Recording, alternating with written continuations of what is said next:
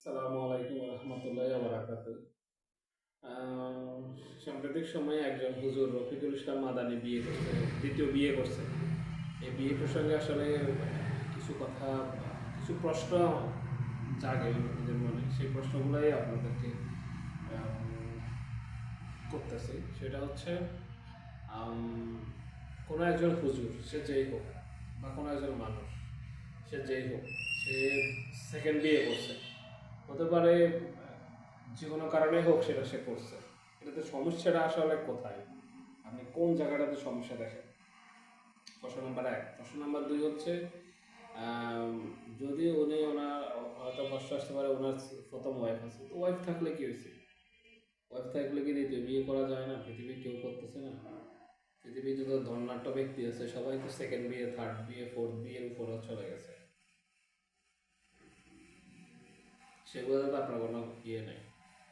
আর হচ্ছে, যদি উনি উনি বিয়ে করে থাকে, বিয়ে করা মানে কি, উনি একজনের দায়িত্ব নিচ্ছে, একটা মেয়ের দায়িত্ব নিচ্ছে। মনে করেন যে হচ্ছে, আমি এখানে ধর্ম হিসেবে বলতেছি না, বাস্তবের কথা বলতেছি। কারণ গান্ড নাস্তিকদের তো এটা বোঝানো যাবে না। তো হচ্ছে, নাস্তিকরা তার ধর্ম বোঝেন, তারা বুঝে বাস্তবতা, বাস্তবতার আলোকে বলতেছি। তো হচ্ছে, মনে করেন যে আপনি কোথাও একজন পথ শিশু দেখতে পেলেন বা এতিম শিশু দেখতে পেলেন। এতিম শিশু মানুষ দত্তক নেয় না, দায়িত্ব নেয় না, যে আপনার সাথে দায়িত্ব নিলেন, দায়িত্ব নেওয়া মানে কি, তার বরণ পোষণে সমস্ত কিছু দায়ভার আপনার উপরে বর্তায়।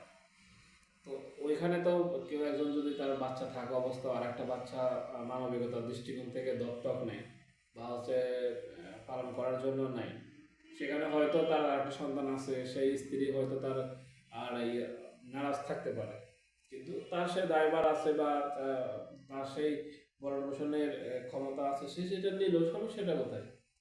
এখানে তো তার নৈতিকতা বুরুটিত হয়নি, বরং নৈতিকতাটা আরো ভালোভাবে টিকে গেছে। এটাকে ইতিবাচক দেখা হয়।